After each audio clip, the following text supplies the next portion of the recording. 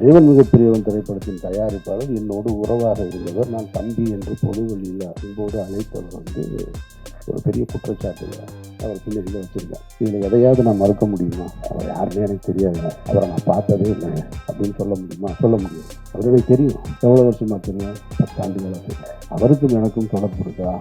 ஆமாம், அவருக்கு எனக்கும் தொடர்பு. நான் மனசு வலிக்கிறது மாதிரியான கேள்விகளை கேட்டாங்களான்னா நிச்சயமாக கேட்டேன்.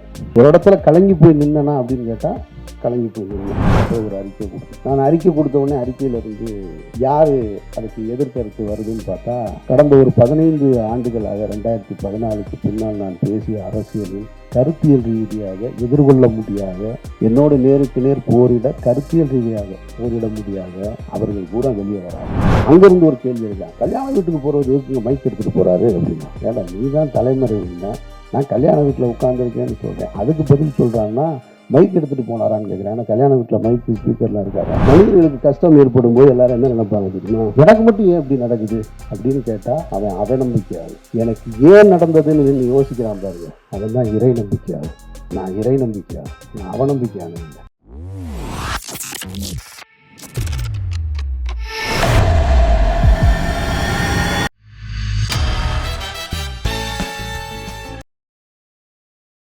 உன்னை நீயே தெரியப்படுத்திக்கலனா வேற யாரு உன்னை பிரபலப்படுத்துவாங்க என ஒரு முறை கேட்டவர் இவர். உண்மைதான். அதே போல் தனது உழைப்பால், பேச்சால், திறமையால் வளர்ந்தார்.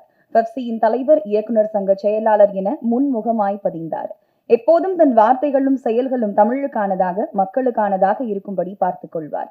இறைவன் மேல் வாரத்தை போட்டுவிட்டு உயர்ந்து நிற்கும் தமிழ் தலைப்பான உயிர் தமிழுக்கு என்ற படத்தில் நடித்து இன்றைய அரசியலை அழகாக பேச இருக்கும் படத்தின் நாயகன் இயக்குனர் அமீர் அவர்களை பேச அழைக்கிறேன்.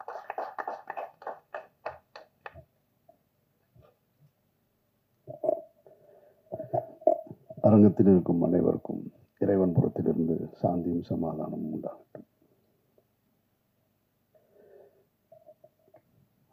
என்னுடைய திரைத்துறை அனுபவம் தொடங்கிய காலகட்டத்திலிருந்து, அரசியல் பேசிய காலகட்டத்திலிருந்து நான் சந்தித்திராத ஒரு புதிய மேடை இது. எனக்கு ஒரு புது அனுபவம் இந்த மேடை. படம் பற்றி பேசுகிறதா, நடந்துட்டு இருக்கிற பிரச்சனை பற்றி பேசுகிறதா,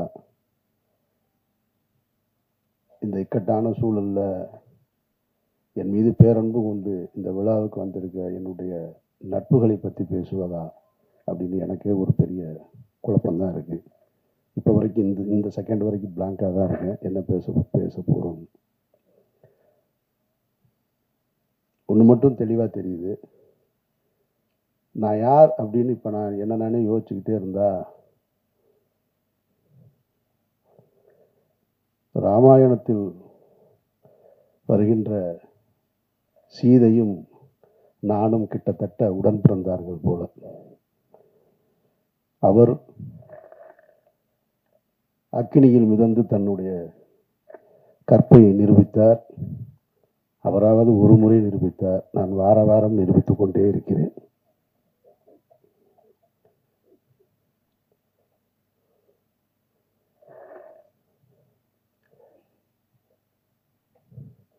நிறைய சொல்லிட்டாங்க. நான் இந்த உயிர் தமிழுக்கு திரைப்படத்தினுடைய 2வது விழா இது, 2வது பத்திரிகையாளர் சந்திப்பு. இதே இடத்தில் தான் மாயவளை திரைப்படத்தின் பத்திரிகையாளர் சந்திப்பை நாங்கள் நடத்தினோம். அங்கேருந்து தான் தொடங்கினது. பல பருத்தி வீரன் மாயவளையில் தொடங்கும் போது பருத்தி வீரன் வந்துச்சு. இப்போது வேறையில் வந்து நிற்கிது. அந்த படத்தின் இயக்குனர் இந்த உட்காந்துருக்காரு அமைதியாக, ரமேஷ் பாலகிருஷ்ணன். நாங்கள் அதை ரிலீஸ் பண்ணுறதுக்காக வேலை செய்ய போய் அது ஏதோ ஒரு பிரச்சனையை தொடங்கி அது எங்கெங்கேயோ போய் நீதிமன்றத்தை நோக்கி போயிட்டு இருக்கும்போது, சரி கொஞ்சம் தள்ளி வச்சுக்கலாம் அப்படிங்கும்போது, இறைவன் மிகப்பெரியவனுடைய இறுதிக்கட்ட படப்பிடிப்பை நோக்கி போகும்போது ஒரு 8-10 நாள் தான், 10 நாள் இருந்தால் படம் முடிஞ்சிடும். அந்த படம் முடியும் போது ஒரு புது பிரச்சனை தொடங்குச்சு. அப்போ ஃபஸ்ட்டு எனக்கு தோணுனது, இது என்ன நடக்குதுங்க, என்னை சுற்றி என்ன நடக்குது, எனக்கு எதுவுமே புரியலை அப்படின்னு பழனி பண்ணதான் நான் சொன்னேன். நான் ஒரு அறிக்கை மாதிரி கொடுக்கலான் இருக்கேன். நான் என்ன நடக்குது, இது ஏன் நடக்குது, யாருக்கு நடந்தது, எதுக்கு நடந்தது, எதை நோக்கி போகுது, ஒன்றும் புரியலைங்க அப்படின்னு. ஏன்னா ஒரு நாள் ஷூட்டிங் முடிச்சிட்டேன். கோகுலம் ஸ்டுடியோவில் ஒரு மிகப்பெரிய செட்டு போட்டு, அந்த செட்டு இன்னும் இருக்குது, பல பேருக்கு தெரியாத தகவல். ஒரு ஹைகோர்ட்டு செட்டு ஒன்று மிக தத்ரூபமாக போட்டு மிகப்பெரிய பொருட்செலவில் ஒரு நாள் ஷூட்டிங் முடிச்சிருக்கோம். செகண்ட் டே அந்த ஷூட்டிங் நடக்கலை. அன்றைக்கு இரவிலிருந்து தொடங்குச்சு பிரச்சனை. அப்போ நான் சொன்னேன், பழனி பண்ணிட்டேன், இந்த மாதிரி ஒரு அறிக்கை ஒன்று, ஒரு லெட்ரு மாதிரி கொடுத்துருவோம், என்னை சுற்றி என்ன நடக்குதுன்னு. அப்போ சொன்னார், பழனி பண்ணியா விடுங்க, எனத்தையாவது சொல்லுவாங்க, ஒரு 4 நாளில் சரியாயிரு, நீங்கள் பாட்டுக்கு போங்கன்னாரு. இல்லை கரு, எனக்கு என்னமோ இது சரியாக வரும்னு தோணலை. அவர் ரொம்ப எளிதாக கிடக்கணும்னு சொன்னார். இல்லை கரு, எனக்கு இது சரியாக வரும்னு தோணலை, நம்ம ஏதாவது சொல்ல வேண்டியது இருக்குது அப்படின்னு நான் சொன்னேன். ஒரு 2 நாளில் அப்படியே கூடுதலாச்சு, 3ஆவது நாள் கூடுதலாச்சு. அப்புறம் ஒரு அறிக்கை கொடுத்துட்டேன். நான் அறிக்கை கொடுத்த உடனே அறிக்கையிலிருந்து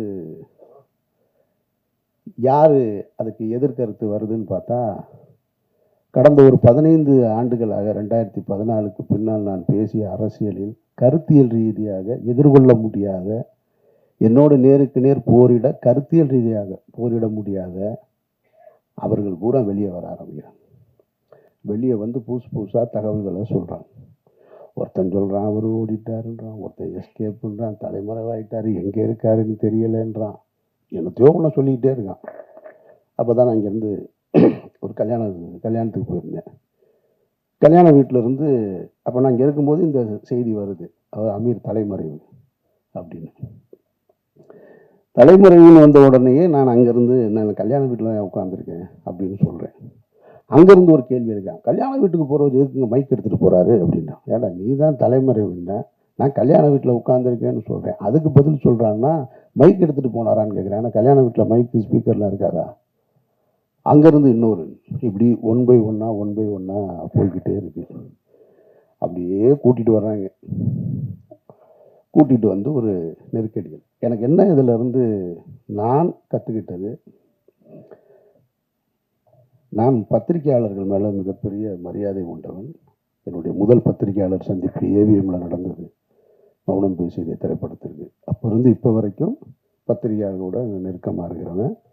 என்னை நேரடியாக தொடர்பு கொள்ளக்கூடிய, எனக்கு தெரிஞ்ச சினிமாவில் நான் இருக்கேன், இன்னும் மற்ற எத்தனை பேர் இருக்காங்கன்னு தெரியாது. பிஆர்ஓ பிடிச்சி தான் என்னை பிடிக்கணுன்ற அவசியம் இல்லை, ஸ்ட்ரைட்டாக எனக்கு மெசேஜ் வைப்பாங்க, நான் பேசுவேன்.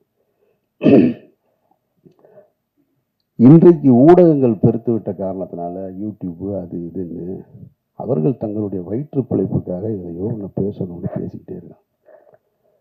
அதில் தத்துவார்த்த ரீதியாக நின்று களத்தில் நின்று போராடிக்கிட்டு இருக்கவங்களையும் தாண்டி எதை வேணாலும் பேசலாம், எல்லாம் என்ன கருத்தை வேணாலும் வைக்கலான்னு சொல்கிறாங்க. இப்போ நடந்துட்டு இருந்தது என்ன,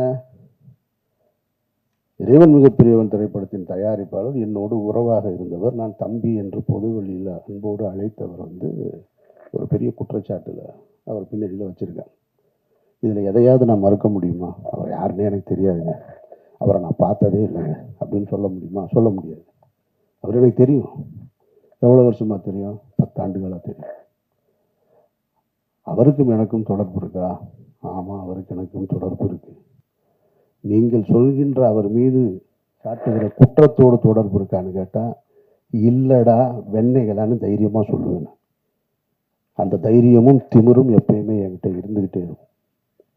அப்போ நீ குற்றச்சாட்டை நீ அந்த சந்தேக நிழல் என் மீது விழவில்லது தப்பு கிடையாது. ஆனால் தீர்ப்பு எழுதுறீங்க பாருங்க, அது ரொம்ப ஆபத்தானது. அந்த தீர்ப்பை எழுதுவதற்கு உங்களுக்கு யார் அந்த அதிகாரம் கொடுத்தது? நீதிமன்றமா? நீங்கள்லாம் நீதிபதிகளா? எந்த அடிப்படையில் கொடுக்குறீங்க? தினம் ஒரு செய்தி. அமீர்ன்றது 2007 பருத்திவரனை முடிச்சுட்டு அன்றைக்கு கமல் சார் படம் பண்ணணும்னு சொன்னார், ரஜினி சார் படம் பண்ணணும்னு சொன்னார். நான் ஹீரோக்களோடு பயணிக்காமல் நான் ஒரு பாதையை தேர்ந்தெடுத்து நான் எனக்கான வாழ்க்கையை வாழணும்னு வாழ்ந்துட்டு இருந்தேன். பணம் சம்பாதிப்பதா எனக்கு நோக்கம். சாபர் ஒருத்தன் தான் தமிழ்நாட்டிலே பணக்காரனா? நான் கேட்குறேன். என்னென்னமோ சொல்கிறான். ஒரு வரமுறை வேணாமா? அவர் போடுற டிஷர்ட் 5000 ரூபாங்க. சாப்பர் வந்ததுக்கு அப்புறம் தாங்க அவர் வாழ்க்கை அப்படி ஆச்சு. டேய், அவன் வந்தது எனக்கு 2014. நான் 2004 படம் எடுத்தேன் தெரியுமா, ராம்னு ஒரு படம். இதே பழனியப்பன் தான் சொன்னார் அவருடைய ஒரு நிகழ்ச்சியில். எனக்கு தெரிஞ்சு தமிழ்நாட்டில் யாரும் செய்ய மாட்டாங்க. விரும்மாண்டி படம் திரைப்படத்தை பார்க்கறதுக்காக ராம் ஷூட்டிங்கை நிறுத்திட்டு கீழே வந்து மதுரை அம்பியா தேட்டரில் விரும்மாண்டி படத்தை பார்த்துட்டு போய் 2 லட்ச ரூபா செலவு பண்ணுவேன் நான். என்னை பற்றி என்ன தெரியும் உங்களுக்கு? அவர் வந்த நம்ம திரைத்துறைக்கு வந்திருக்கோம். திரைத்துறைக்கு வந்தவுடனே என்ன செய்வோம்? தொடக்க காலகட்டத்தில் எப்படி கஷ்டப்பட்டோம் அவர் சொன்னார் இல்லையா, அதுபோல் நான் சென்னையில் எக்மோரில் படுத்திருந்தோம், நானும் பாலாவும். அங்கே கஷ்டப்பட்டோம், இங்கே கஷ்டப்பட்டோன்னொடனே இவங்க நினச்சிட்டாங்க பஞ்சம் பிழைக்க வந்தவங்க. பஞ்சம் பிழைக்க வந்தவர்கள் இல்லை, சினிமாவின் மீது ஏற்பட்ட விருப்பத்தினால் வீட்டில் காசு வாங்காமல் சுயமரியாதையோடு ஓடி வந்தவங்க நாங்கள். இதை பலமுறை சொல்கிறேன். பலமுறை சொன்ன உடனே நான் ஒரு நேர்காணலில் சொல்கிறேன், இல்லைங்க இந்த மாதிரி இருக்குது, இல்லை அவரோட நீங்கள் இங்கே தொடர்பு இருக்குது. ஆமாம் இருக்குது. உங்களுக்கு எப்படி வருமானம் வருதுன்னா, இவங்க என்ன இன்கம் டேக்ஸ் ஆஃபீஸரா, இடி டிபார்ட்மெண்ட் ஆவீங்க, இவங்களுக்கு நான் வருமானத்தையும் சொல்லணுமா? இது என்ன நியாயம் இருக்குது? ஒருத்தர் குற்றவாளி, குற்றம் சாட்டப்பட்டவர், அவரோட நீங்கள் தொடர்பில் இருந்திருக்கீங்க, உங்களுக்கு அவருக்கு என்ன இருக்குது அப்படின்னு கேட்டால் பதில் சொல்ல போகிறோம், அவ்வளோதான்.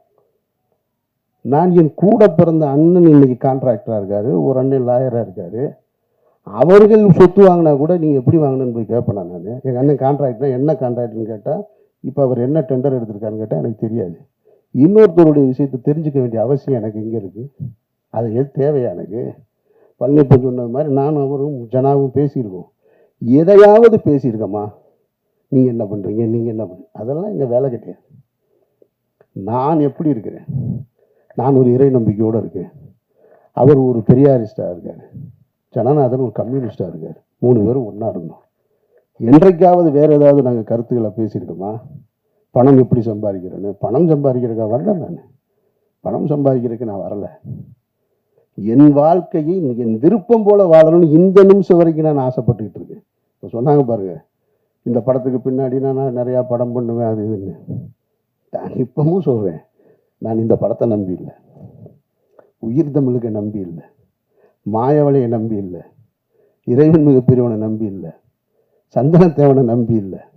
நான் ஒரு மனிதனாக வாழணும்னு ஆசைப்பட்டு என்னுடைய கடைசி காலம் வரைக்கும் நான் விரும்பிய வாழ்க்கையை வாழணும்னு ஆசைப்படுறேன். என் வாழ்க்கையை நான் அப்படி தான் பயணிக்கிறேன் நினைக்கிறேன். சினிமாக்காரனாக பயணிக்கணும், பெரிய தொழிலதிபராக வாங்கணும், கார் வாங்கணும், பங்களா வாங்கணும், ஒரு நாளும் ஆசைப்பட்டதில்லை. சிக்கலான காலகட்டத்தில் இப்போ நீங்கள் எல்லாம் சொல்லியிருப்பாங்க, அவருக்கு ஒருத்தன் சொல்கிறான் 10 ஆண்டுகளாக அவருடைய குடும்ப செலவு பூரா அவர் தான் பார்த்துக்கிறார், ஒருத்தன் ஆஃபீஸ் அவர் தான் ரன் பண்ணுறாங்க, என்னென்னமோ சொல்கிறேன். இந்த இருக்கான் எங்கள் அண்ணன் இந்த கூட்டத்துக்குள்ளே எங்கேயோ உட்காந்துருக்கான். அவன் கேட்குறான், என்னைய கடந்த 10 நாளில் நான் என்ன செஞ்சிட்ருக்கேன் தெரியுங்களா? டெல்லி விசாரணை, என்சிபி விசாரணை, இடி விசாரணை, இதுக்கு நடுவுலலாம் தினம் ஏதாவது ஒரு கடைக்கு போய் பர்ச்சேஸ் பண்ணிக்கிட்டே இருக்கேன். ஒரு 4 ஜீன்ஸ் வாங்கு, 4 சட்டை வாங்கு, 4 ஜீன்ஸ் வாங்க, சட்டை வாங்க. அவன் கேட்டான், என்ன சார் டெய்லி போகிறீங்க, ஏதாவது வாங்கிட்டு வரீங்க, என்ன பண்ணுறதுன்னு தெரில. குடிக்கிற பழக்கம் இருந்தால் குடிக்கலாம், இல்லை வேறு எங்கேயாவது ஒரு அவுட்லெட் இருந்தால் அங்கே போகலாம். ஒன்றும் கிடையாது. நான் போகிறேன் வாங்குறேன் வர்றேன். இன்னொருத்தரை நம்பி, இன்னொருத்தருடைய பணத்தை நம்பி, அதுவும் குற்ற பின்னணியோடு இருக்கிறவரை நம்பி வாழ வேண்டிய நிர்பந்தம் எனக்கு ஏற்படும். நான் அப்படி ஒரு வாழ்க்கையை வாழணும்னு விரும்பவும் இல்லை. இதையெல்லாம் உங்ககிட்ட சொல்லி நான் நிரபராதி, என்னை நீங்கள் நம்புங்க அப்படின்றதுக்காகவும் சொல்லலை. நான் யாருடைய பொருத்தத்தையும் விரும்பி வாழலை, என்னுடைய இறைவனுடைய பொருத்தத்தை விரும்பி தான் வாழ்கிறேன். ஒரு உண்மையான மனிதர்களுக்கு கஷ்டம் ஏற்படும் போது எல்லாரும் என்ன நினைப்பாங்க தெரியுமா? எனக்கு மட்டும் ஏன் இப்படி நடக்குது அப்படின்னு கேட்டால் அவன் அவநம்பிக்கையாளு. எனக்கு ஏன் நடந்ததுன்னு நின்று யோசிக்கிறான் பாருங்க, அவன் தான் இறை நம்பிக்கையாளு. நான் இறை நம்பிக்கையாளு, நான் அவநம்பிக்கையாளன் இல்லை. எனக்கு இது ஏன் நடந்துச்சுன்னு தான் நின்று யோசிக்கிறேன். நான் எந்த இடத்துல தவறுன்னு, எந்த இடத்துல நான் இந்த தடம் மாற ஒரு சூழல் வந்தது, ஏன் இந்த இந்த குற்றப்பின்னணியோட சந்தேக நிழல் என் மேலே விழுகுது, அப்படி தான் நான் பார்த்துட்டு. அதனால் நான் என்னை இங்கிருந்து இன்னும் சரி செய்து கொள்ள வேண்டிய பொறுப்பு இருக்குது. அதனால் நிறைய நான் அதை நோக்கி தான் பயணிக்கிறேனே தவிர மற்றபடி எதுவுமே என் மைண்டில் கிடையாது. அப்புறம் இந்த யூடியூப்பில் நான் பார்த்த விஷயங்களை பார்க்கும்போது எனக்கு என்னென்னா, கொஞ்ச நாளைக்கு இதை பார்க்காம இருக்கிறது நிம்மதியாக இருக்குன்ட்டு. ஒருத்தன் கூட உண்மை பேசலாங்க, அதுதான் பெரிய கொடுமை. சொல்கிறது பூரா பொய் பொய் பொய் பொய், அவ்வளவுமா பொய். ஏதாவது 1-2 ஒருத்தன் சொன்னான், எனக்கு சோர்ஸ் டெல்லியிலேருந்து வந்துருச்சுன்னா. சோர்ஸ் வருதுன்றான். எனக்கு சம்மன் வந்ததே பல பேருக்கு தெரியாது. அதை என்னோட வக்கீல் வெளியே சொன்னதுக்கப்புறம் தான் தெரியும். ஆனால் இவன் சொல்கிறான் சோர்ஸ் நான் இரு. அவர் ஒரு 2 பேர் உட்காந்துக்கிறாங்க. கேட்டால் அவங்கெல்லாம் புலனாய்வு புலிகலாம். ஒரு 2 பேர் உட்காந்துக்கிறான். எதுக்கு ஒரு கேள்வி கேட்குறாரு. இவர் ஒன்று மடியில் 2 பேப்பர்ஸாக வச்சுருக்கா. அப்படி எடுத்து பார்த்துட்டு, அப்படியா அவனுக்கு வந்திருக்கா, அது என்னன்னு நான் சொல்கிறேன். எனக்கு ஒரு ஆள் மாதிரி தான் சொன்னாங்க. அப்போ நான் நைட் டெல்லியில் பேசிட்டு சொல்கிறேன் அப்படின்ட்டான். சரி, உண்மையிலேயே டெல்லியிலேருந்து உனக்கு சோர்ஸ் இருக்கும் போல இருக்குன்னா, அவனுக்கு தேனியில் அரெஸ்ட் பண்ண போகிறதே தெரியல. அதுதான் பெரிய கொடுமை. சரி, மடியில் 2-4 பேப்பர் இருக்குது. என்னடா பரட்டி பார்த்து ஏதோ சொல்கிறான் போல இருக்குது. சரி, ஏதோ இதிலிருந்து வந்திருக்கும் போல இருக்கு. இருக்கலாம் இல்லையா? ஏதோ காவல்துறையில் இருந்தா சொல்கிறாங்க, ஏதோ உளவுத்துறையில் இருந்தா சொல்கிறாங்க. உண்மையிலே சோர்ஸ்லேருந்து வந்துருக்கு. விசாரணை பார்த்தா அவர் படித்து சொன்னது தினமலர் பேப்பர். ஐய, இவ்வளவு அபத்தமாக இருக்கும். இதை தினம் 2 லட்சம் பேர் பார்க்கலாம்.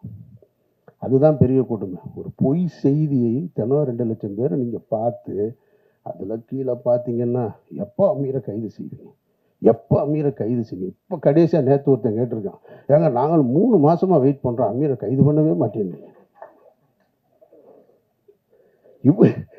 அவன் அவ்வளவு ஆவலாக இருக்கான் என் மேலே. சரி, நாங்கள் என்ன கைது, நான் சிறைக்கு என்ன புதுசா? சிறைக்கு போக அப்பவும் தயாராக இருந்தேன், இப்பவும் தயாராக இருக்கேன். ஆனால் நான் வெறுக்கிற ஒரு குற்றத்தில் என்னை தொடர்புபடுத்துவதை நான் கொஞ்சம் கில்ட்டியாக ஃபீல் பண்ணுறேன். அதை தான் கரு சொன்னார். அவருக்கு உள்ள வேதனை இல்லாமல் இல்லை, இருக்கு. ஏன்னா அதனால் என்னுடைய குடும்பம் பாதிக்கப்படுது. அமீர்ன்றவங்க தனிப்பட்ட என்னை நீ என்ன வேணாலும் பண்ணலாம்ல. ஒரு குற்றத்தை சுமத்தும் பொழுது, ஒரு தன்னுடைய மகனுக்கு திருமணத்தை ஏற்படுத்திட்டு இருக்கிற வயசில் ஒரு பெரியவர்னு வச்சுங்களேன், ஒரு கஷ்ட காலம். அவர் தன்னுடைய மகனுடைய திருமணத்தை போராடி கொண்டு ஒரு இடத்துல நிறுத்துறாரு. அப்போ போய் பஸ்ஸில் பயணிக்கும் பொழுது ஒரு 14 வயசுக்குள்ள இடுப்பை கிள்ளி விட்டாருன்னு ஒரு குற்றச்சாட்டு வச்சா அவர் எவ்வளோ அவமானமாகும். அந்த திருமணம் எவ்வளோ பெரிய தடைப்படும். அந்த மாதிரியான ஒரு சூழலில் தான் நான் வெறுக்கிற ஒரு குற்றம் சமூகத்தை சீரழிக்கிறதுன்றது போதை. நான் வெறுக்கிறேன் அதை. தருங்க, இங்கே ஒரு அஸ்டன் நிற்கிறான், அந்த ஒரு அஸ்டன் நிற்கிறான். சிகரெட்டு குடித்தாலே ஆஃபீஸுக்குள்ளே உள்ளே விட மாட்டேன். ஜனாவும் கருவும் சிகரெட்டு குடிக்கணும்னா நாங்கள் மாடிக்கு போய் கீழே போய் குடிச்சிட்டு வரோம்னு சொல்லுவாங்க. அவங்க 2 பேருக்கு நான் என்ன ஆசானா? அதெல்லாம் கிடையாது. அந்த வாடை பிடிக்காது. எப்போவாவது நான் டென்ஷன் ஆகுது அப்படின்னு சொல்லிட்டு ஒரு சிகரெட்டை எடுத்தேன்னா அவர்கிட்ட கேட்டேன்னா அவர் தள்ளி விட்டு போயிடுவார். அப்படி நான் வெறுக்கிற ஒரு விஷயத்தில் என்னை கொண்டு தொடர்புபடுத்தும் போது அது என்ன மட்டுமா பாதிச்சிச்சு? என்னுடைய குடும்பத்தை பாதிக்குது. என்னுடைய மகள் வேலைக்கு போகிற இடத்துல பாதிக்குது. அங்கே ஒருத்தன் கேள்வி கேட்குது.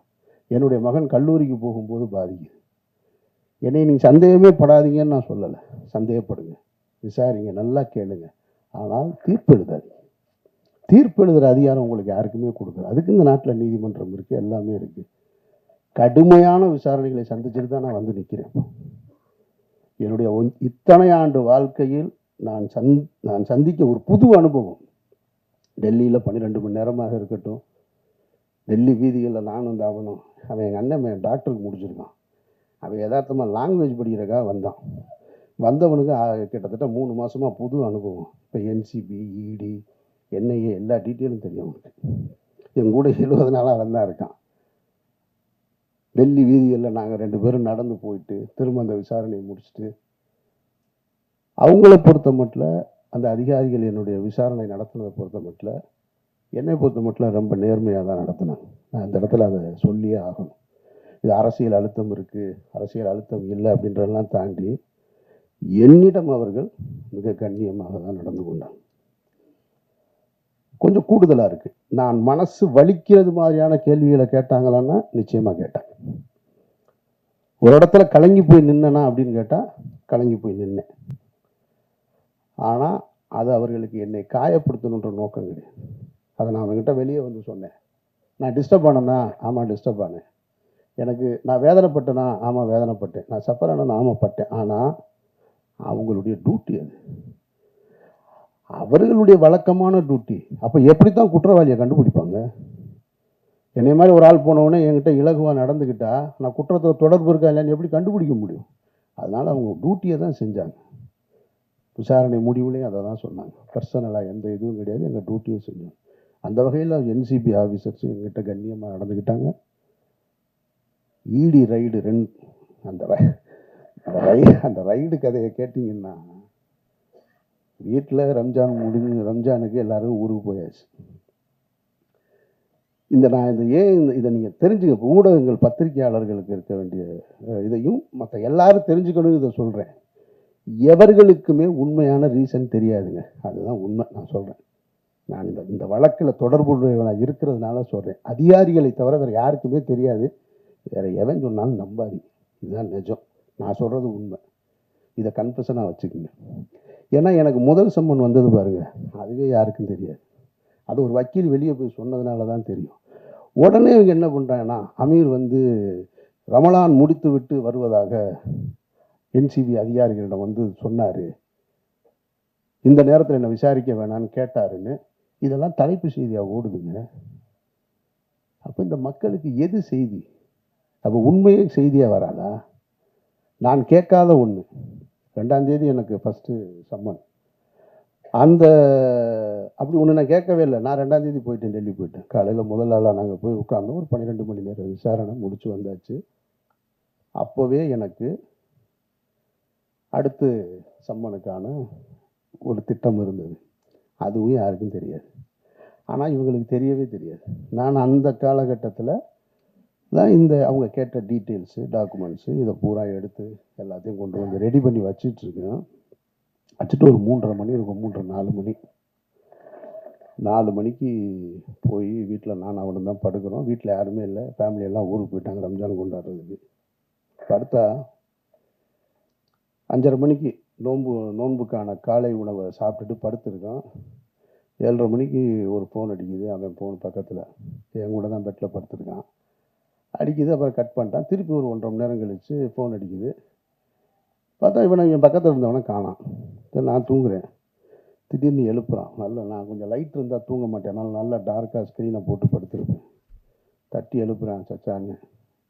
முழிச்சு பார்த்தா ஒருத்தர் துப்பாக்கியோடு நிற்கிறாரு, முகத்துக்கு நேரம். ஒன்றுமே புரியலை. கொஞ்சோன்னு லைட்டு அந்த ஜன்னல்லேருந்து லீக் ஆகுது. அதில் பார்த்தா ஒருத்தர் துப்பாக்கியோடு நிற்கிறார், 2 பேர். என்னடா அப்படின்ட்டு தெரில, கண்ணே முழிக்க முடியலை. சரி, அதோடு சரி எந்திரிச்சு முழிச்சு பார்த்தா அப்புறமா இடி ஆஃபீஸர்ஸ் வந்திருக்காங்க. இது என்னுடைய வீட்டில்.